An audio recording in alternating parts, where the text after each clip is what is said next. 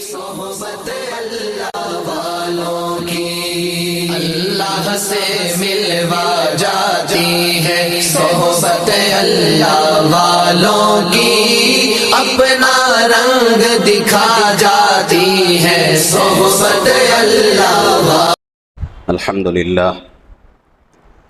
الحمدللہ نحمده ونستعینه ونستغفره ونؤمن به ونتوکل علیہ ونعوذ باللہ من شرور انفسنا ومن سیئات اعمالنا، من يهده اللہ فلا مضل له ومن يضلله فلا هادی له ونشهد ان لا الہ الا اللہ وحدہ لا شریک له ونشهد ان سیدنا وسندنا وحبیبنا ونبینا ومولانا محمدا عبدہ ورسولہ وصلی اللہ علیہ وعلی آلہ واصحابہ وبارک وسلم تسلیما کثیرا کثیرا، اما بعد فاعوذ باللہ من الشیطان الرجیم، بسم اللہ الرحمن الرحیم۔ یا ایہا الناس انا خلقناکم من ذکر وانثی وجعلناکم شعوبا وقبائل لتعارفوا ان اکرمکم عند اللہ اتقاکم، صدق اللہ العظیم وصدق رسولہ النبی الکریم، ونحن علی ذلک لمن الشاہدین والشاکرین والحمد للہ رب العالمین۔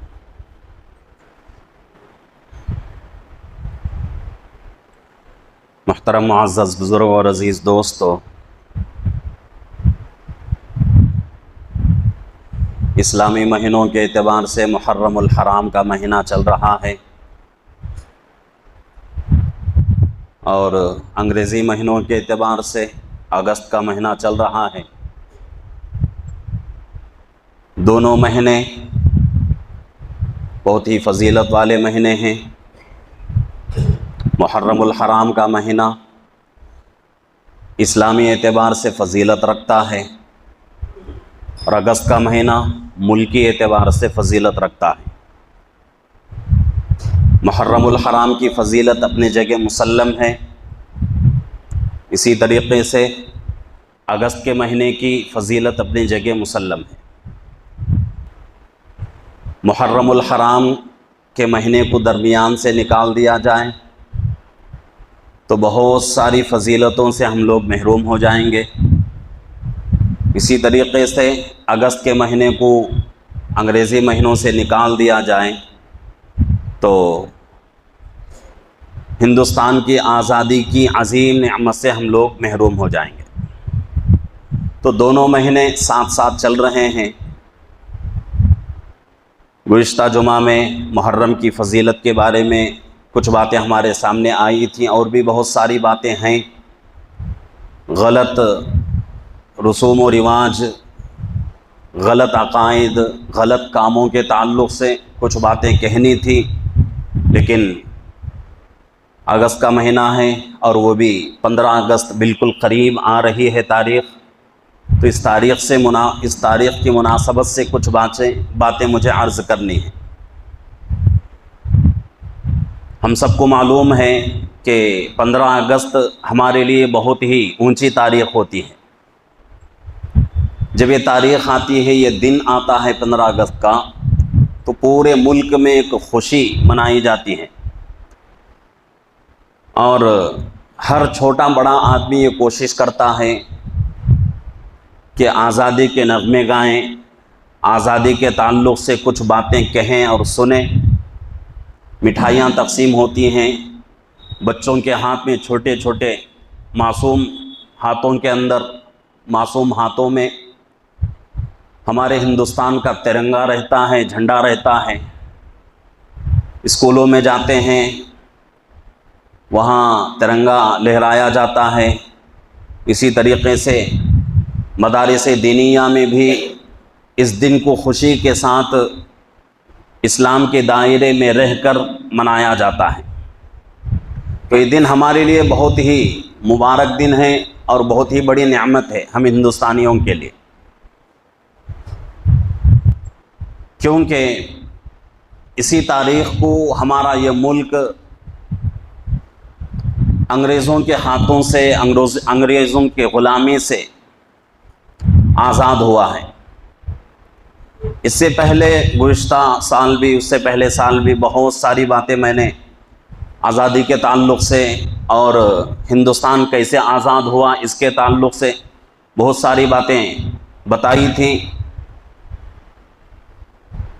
ہندوستان ہمارا ایسا ملک ہے، ایک زمانے میں اس کو سونے کی چڑیا کہا جاتا تھا،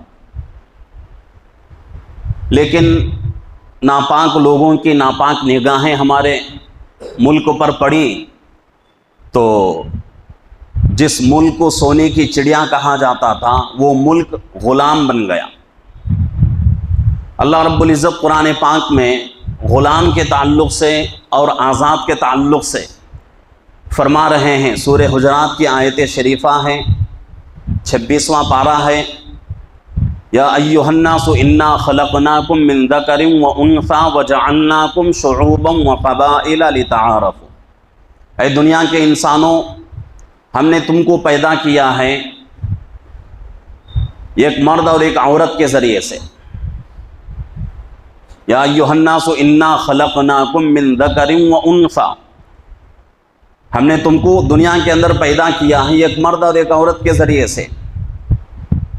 وَجَعَلْنَاكُمْ شُعُوبًا وَقَبَائِلَ، اور تمہارے لیے ہم نے قبیلے بنائے، خاندان بنائے، کس وجہ سے؟ لِتَعَارَفُوا، تم ایک دوسرے کا تعارف کرا سکو۔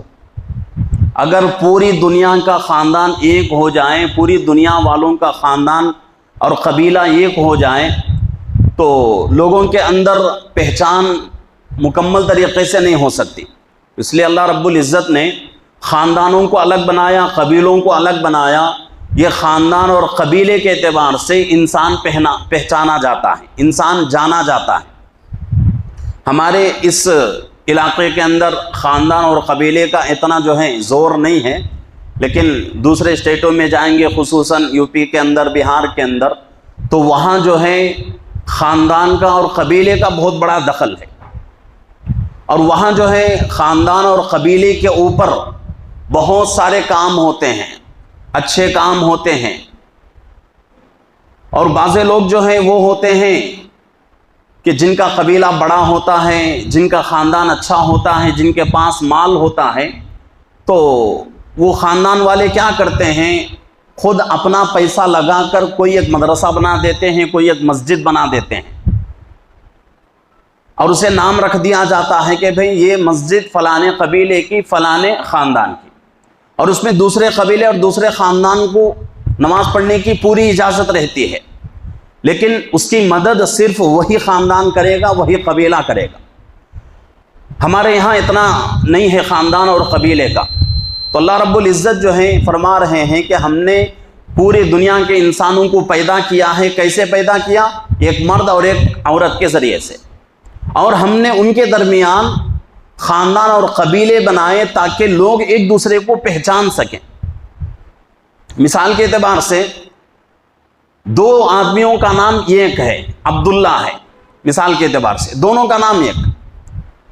اب کسی مجلس میں عبداللہ کا نام لیا جائے تو کون سا مراد ہو سکتا ہے، کون سا عبداللہ، کون سا اس کا خاندان ہے؟ تو یہ تمام چیزیں ہو سکتی تھیں، تو اس لیے اللہ رب العزت نے کیا کر دیا، انسانوں کے درمیان قبیلوں کو، خاندانوں کو تقسیم کر دیا کہ انسان جو ہے قبیلے سے، خاندان سے پہچانا جاتا ہے، اور یہ خاندان اور یہ قبیلے صرف انسان کے تعارف کے لیے، اس کے علاوہ کوئی دوسرا مقصد نہیں۔ دنیا کا اچھا سا اچھا خاندان والا کسی نچلے خاندان والے پر فخر نہیں کر سکتا۔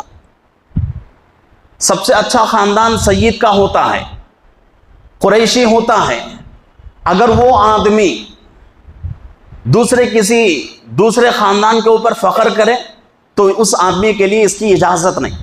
اللہ رب العزت کسی کے خاندان کو اور کسی کے قبیلے کو نہیں دیکھتے۔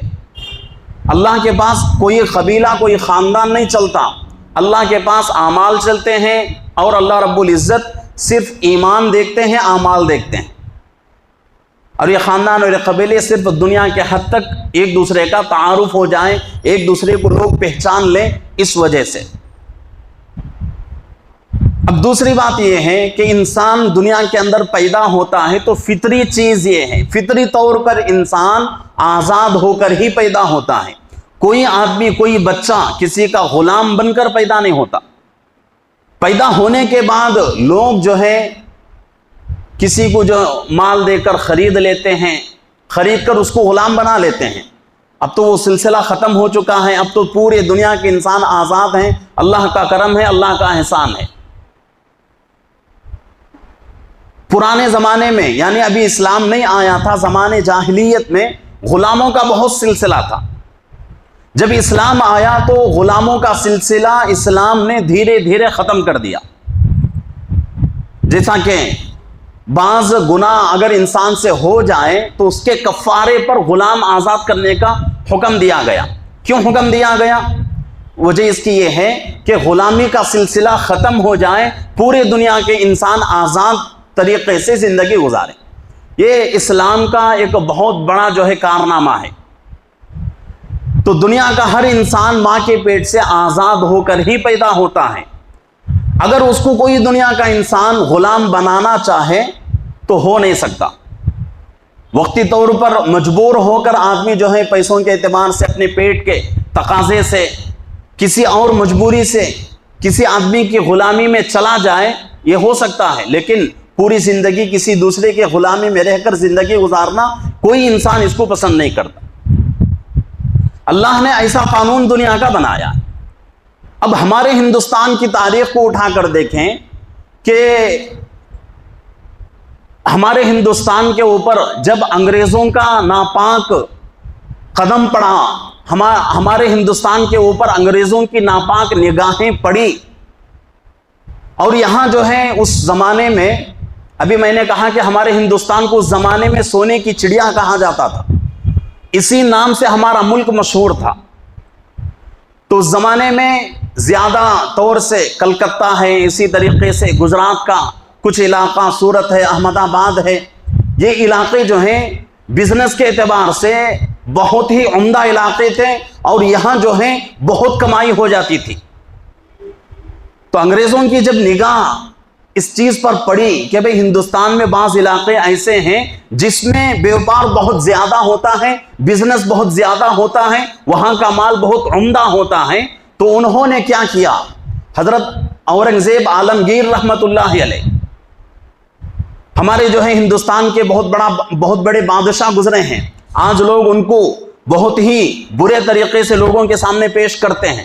آج ہمارے اسکولوں میں بچوں کو جو سلیبس پڑھایا جاتا ہے, جو تعلیم دی جاتی ہے, اس میں حضرت اورنگزیب عالمگیر رحمت اللہ علیہ کو مسلمانوں کا, دیش کا دشمن بتایا جاتا ہے, حالانکہ حقیقت یہ نہیں ہے. حضرت اورنگزیب عالمگیر رحمت اللہ علیہ بہت بڑے اللہ والے تھے. آپ نے بہت ہی علمی کام کیا. آپ کے زمانے میں بڑے بڑے مفتیوں کو انہوں نے جمع کیا, بڑے بڑے عالموں کو جمع کر کے فتاوی کی ایک کتاب لکھی, جس کو فتاوی عالمگیری کہا جاتا ہے. اور وہ اتنی مقبول ہوئی عالموں کے, علماء کی نگاہ میں, مفتیوں کی نگاہ میں, کہ ہر مفتی اس کتاب کو اپنے پاس رکھتا ہے. اور یہ کتاب ہندوستان میں نہیں بلکہ دوسرے ملکوں میں, عرب ممالک میں بھی یہ کتاب جو ہے بہت مانی جاتی ہے اس کتاب کو. اور وہاں یہ کتاب فتاوی ہندیہ کے نام سے چھپتی ہے. الحمدللہ یہ کتاب میرے پاس بھی موجود ہے کہ بہت ہی عمدہ کام حضرت اورنگزیب عالمگیر رحمت اللہ علیہ نے کیا.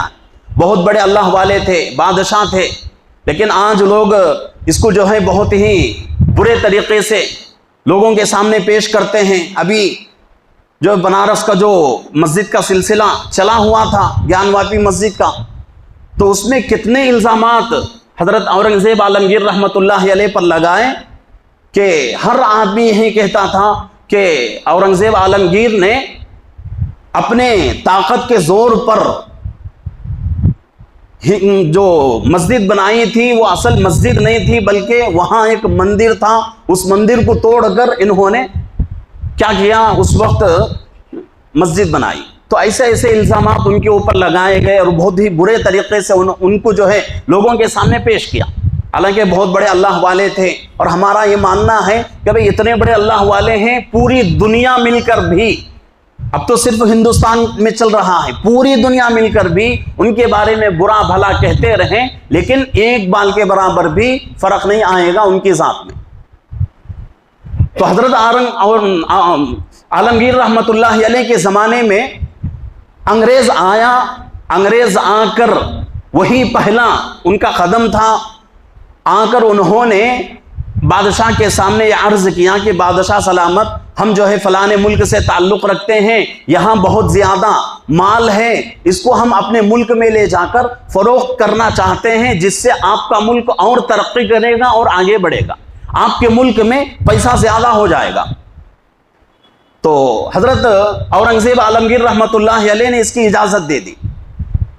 اس کے بعد چلتا گیا، حضرت اورنگزیب عالمگیر رحمت اللہ علیہ اللہ کو پیارے ہو گئے، دنیا سے چلے گئے۔ تو اس کے بعد جو بادشاہ بنا، ہندوستان کا جو بادشاہ تھا، اس کے اندر دور اندیشی نہیں تھی، یعنی کہ جس طرح دوسرے پرانے بادشاہ دور کی نظر دیکھتے تھے، وہ نظر اس زمانے کے بادشاہ کے اندر نہیں تھی۔ جب حضرت اورنگزیب عالمگیر رحمت اللہ علیہ دنیا سے پردہ فرما چکے تو مغل حکومت کے اندر ایک کمزوری آ گئی، لوگ جو ہیں ایک دوسرے سے دشمنی کرنے لگے، ایک دوسرے سے جھگڑے کرنے لگے، یہ سارے کام ہونے لگے۔ مسلمان یہاں آپس میں ایک دوسرے کی لڑائی میں مبتلا ہو چکے، اور وہاں انگریز نے کیا کیا، اس کا ناجائز فائدہ اٹھایا۔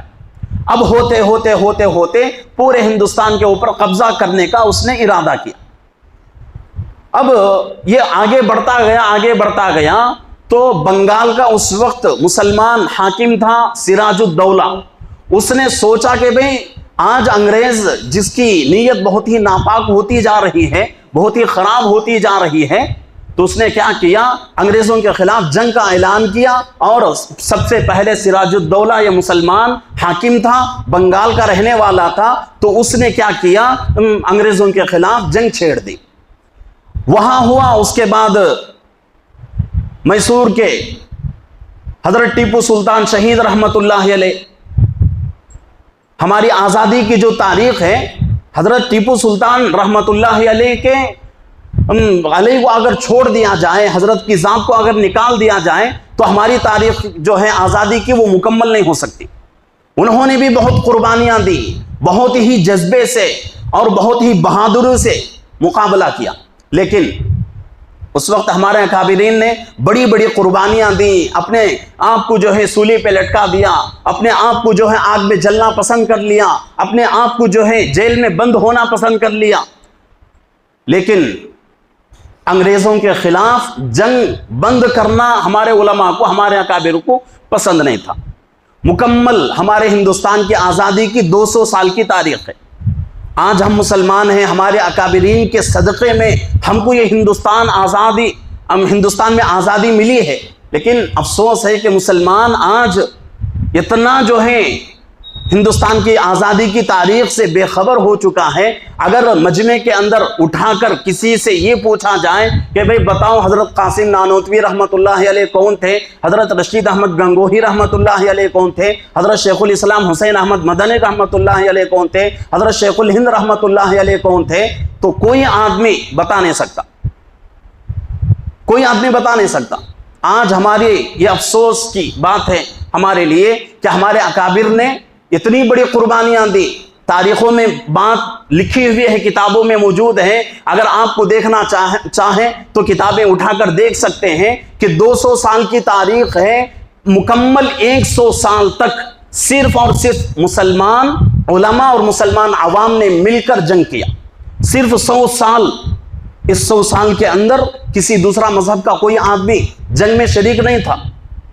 100 سال گزر گئے، اس کے بعد دوسرے قوم کو احساس ہوا کہ بھئی 100 سال کی تاریخ گزر چکی ہے اور 100 سال سے صرف مسلمان لڑ رہے ہیں، اور انہیں یہ بھی احساس ہو چکا تھا کہ اگر مسلمان لڑنا بند کر دیں گے تو ہم غلام بن جائیں گے، ہماری زندگیاں تباہ ہو جائیں گی، برباد ہو جائیں گی۔ یہ احساس ان کو ہوا، تو اس وقت دوسرے 100 سال کا جب دور شروع ہوا تو اس وقت دوسری قوم کے لوگ مسلمانوں کے ساتھ جڑے۔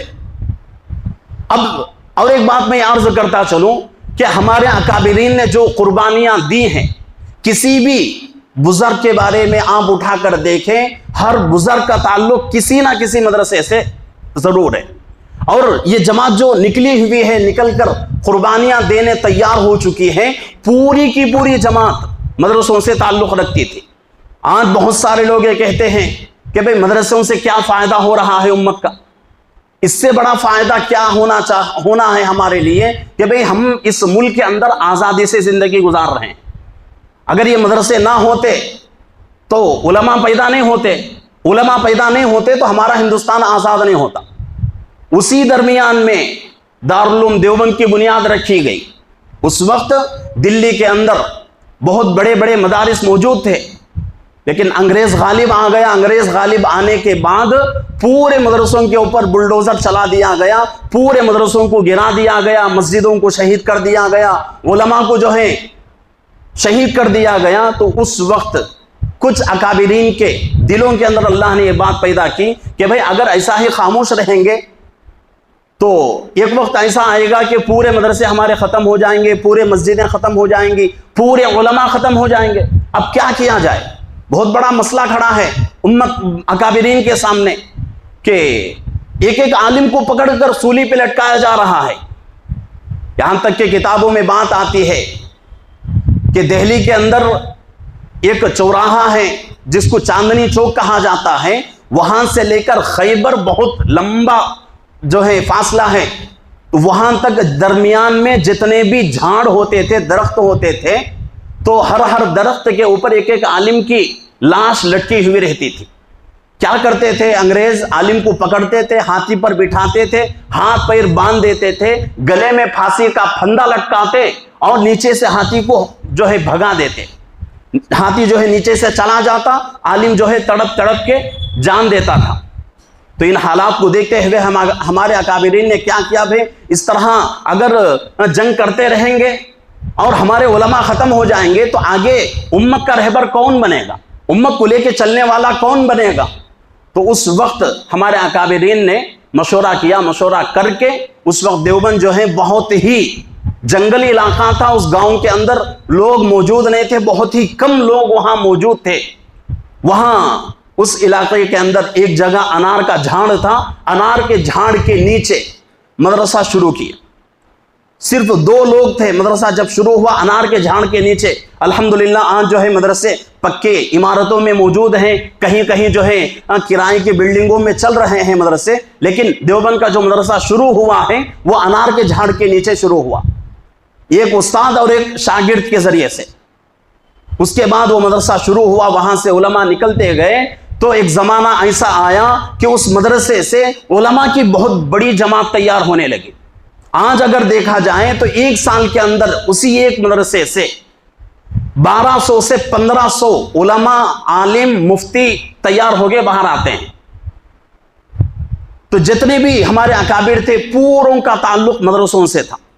اب جو لوگ مدرسوں کے بارے میں برا بھلا کہتے ہیں ان کو سمجھنے کی ضرورت ہے اور اپنے دل کو پاک کرنے کی ضرورت ہے کہ بھئی اگر یہ مدرسے ختم ہو جائیں گے تو ہمارا ایمان بھی ختم ہو جائے گا، ہمارا ایمان بھی ختم ہو جائے گا۔ آج جو حکومت ہے ہماری، یہ حکومت کی پوری کوشش یہی ہے، کتنی کوششیں حکومت کر رہی ہے۔ 3 طلاق کا مسئلہ آیا، انہوں نے پورا کر لیا۔ قربانی کا مسئلہ آیا، ان کے جو ہے منشے کے مطابق پورا ہو گیا۔ اور کتنے مسائل، مسجدوں کے اوپر ان کی نگاہیں ہیں اور مسجدیں جو ہے ان کے ماتحت ہوتی جا رہی ہیں، لیکن ان کو چین نہیں آ رہا ہے، سکون نہیں مل رہا ہے۔ تو اب ان کی نگاہ جو ہے مدرسوں کے اوپر پڑی ہوئی ہے۔ اس زمانے میں انگریز کی نگاہ بھی مدرسوں کے اوپر تھی، آج کی حکومت کی نگاہ بھی انگریز، یہی جو ہے ان کی نگاہ بھی انگریزوں کی نگاہ کی طرح مدرسوں کے اوپر پڑی ہوئی ہے۔ وہ بھی یہی سمجھتے تھے کہ بھئی جب تک مدرسے رہیں گے، علماء رہیں گے، ہم کچھ نہیں کر سکتے۔ ہمارے لیے ضروری ہے کہ ہم کیا کریں؟ مدرسوں کو ختم کر دیں، علماء کو ختم کر دیں۔ جب یہ جنگ چل رہی تھی، انگریز بہت کوشش کرنے لگے لیکن ناکام ہوتے ہی تھے۔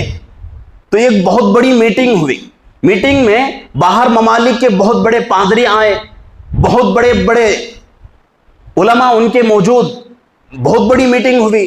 میٹنگ میں یہ بات چھیڑی گئی کہ بھئی اتنی ساری محنت ہونے کے باوجود یہ ملک ہمارے ہاتھ میں کیوں نہیں آ رہا ہے، وجہ کیا ہے؟ تو بہت سارے لوگوں نے بہت باتیں کی، لیکن ایک انگریز ایسا تھا، پروفیسر تھا، اس نے کہا کہ میں یہ کہتا ہوں میری بات میں رائی کے دانے کے برابر بھی جھوٹ نہیں ہے، اگر یہ ملک ہم اپنے ہاتھ میں لینا چاہتے ہیں تو 3 چیزوں کو ختم کرنا پڑے گا۔ ایک اللہ کے کلام کو، قرآن شریف کو ختم کرنا ہے، دوسرے علماء کو ختم کرنا ہے، تیسرے مسجدوں اور مدرسوں کو ختم کرنا ہے۔ یہ 3 باتیں اس نے کی تو پورے میٹنگ میں جتنے بڑے بڑے پادری تھے ان تمام نے اس بات پر اتفاق کر لیا کہ بھئی عوام کے اوپر کوئی بھی حالت آ جائے، کون سی بھی مصیبت آ جائے، یہ علماء ایسے ہیں کہ عوام کو لے کر آگے چلی جائے گی۔ تو اس لیے ضروری ہے کہ ان 3 چیزوں کو ختم کر دیا جائے۔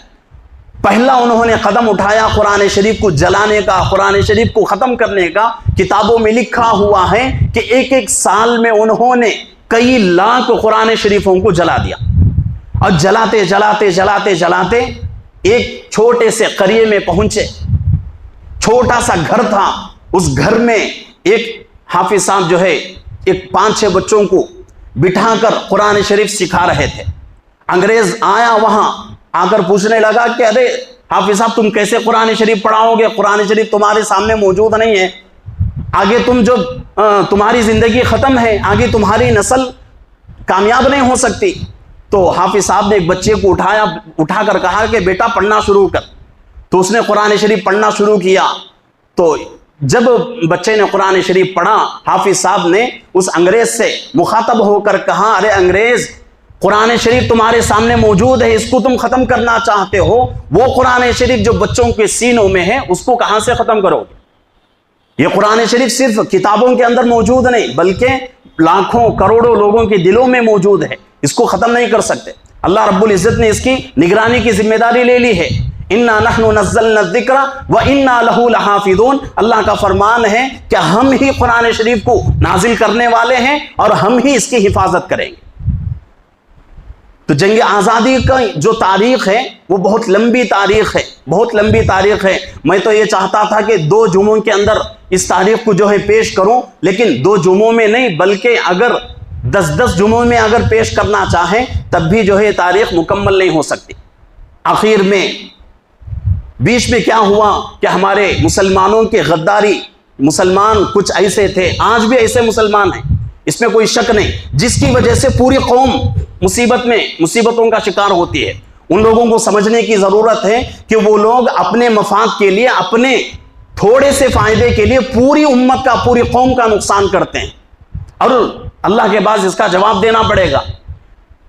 اس زمانے میں بھی کچھ لوگ ایسے تھے۔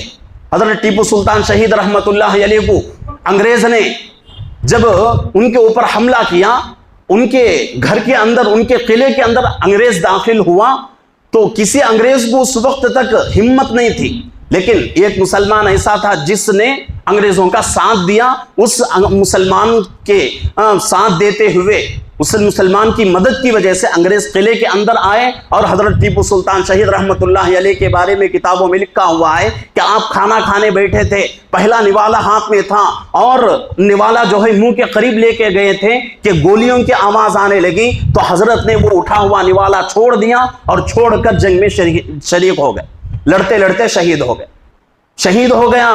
اس کے بعد بھی آپ کی لاش کے پاس کسی کو ہمت نہیں جانے کی، کسی کو بھی ہمت نہیں ہوئی جانے کی۔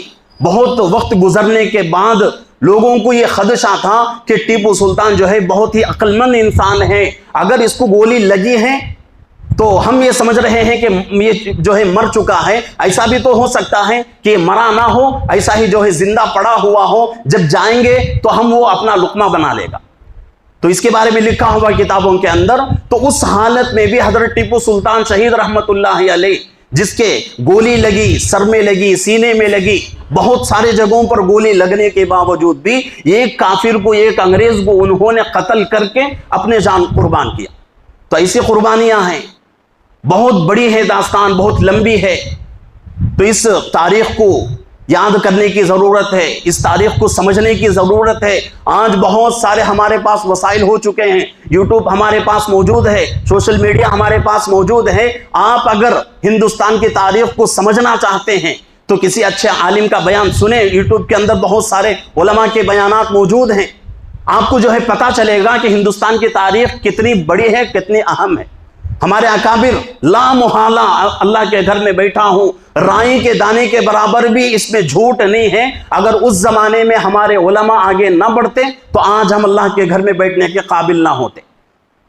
یہ ہمارے اکابر کا صدقہ ہے، انہوں نے اپنے جانوں کو قربان کر کے ہندوستان کو آزاد کرایا ہے۔ آج ہم جو ہے اس آزاد ہندوستان میں انہی اکابر کی تاریخ کو بھول کے زندگی گزار رہے ہیں۔ کتنے افسوس کی بات ہے، کتنی جو ہے دکھ کی اور کتنی جو ہے تکلیف کی بات ہے کہ ہمارے بڑوں کی تاریخ ہمیں معلوم نہیں، ہمیں بڑوں کی ہسٹری ہمیں معلوم نہیں۔ آج اسی لیے مسلمان جو ہے جس میدان میں جائے ناکام ہوتا ہے۔ مسلمانوں کو خود معلوم نہیں۔ 2016 تھا، اس وقت پہلے مرتبہ ہم جو ہے اپنے مدرسے کے اندر جھنڈا کھینچنے کا ہم نے انتظام کیا، تو اس وقت کتنے لوگوں نے اعتراض کیا، کتنے لوگوں نے فتویٰ دے دیا کہ یہ کام کرنا حرام ہے۔ معلوم نہیں مسلمان جو ہے اتنا جو ہے گیا گزرا ہوتا جا رہا ہے، اتنی جو ہے مسلمان سے افسوس ہے کہ مسلمان جو کام خود مسلمانوں کا تھا، مسلمان اس کام کو بھلا دیا ہے۔ تو اس لیے ضروری ہے کہ ہندوستان کی تاریخ کو پڑھیں۔ پڑھنا نہیں آتا تو کسی عالم کی بیان میں سننے کی کوشش کریں، سمجھنے کی کوشش کریں۔ بہت ساری باتیں انشاءاللہ آپ کو سمجھ میں آ جائیں گی۔ جب بات سمجھ میں آ جائے گی تو اس وقت آپ کے دلوں میں اپنے جو ہے ملک کی محبت آئے گی۔ آج ہمیں معلوم نہیں، تو اس لیے ہمارے دلوں میں صحیح طریقے سے ملک کی محبت نہیں۔ ویسے تو ملک سے محبت کرنا ایمان کا حصہ ہے۔ اللہ کے نبی صلی اللہ علیہ وسلم نے اپنے ملک سے، اپنے وطن سے محبت کیا ہے۔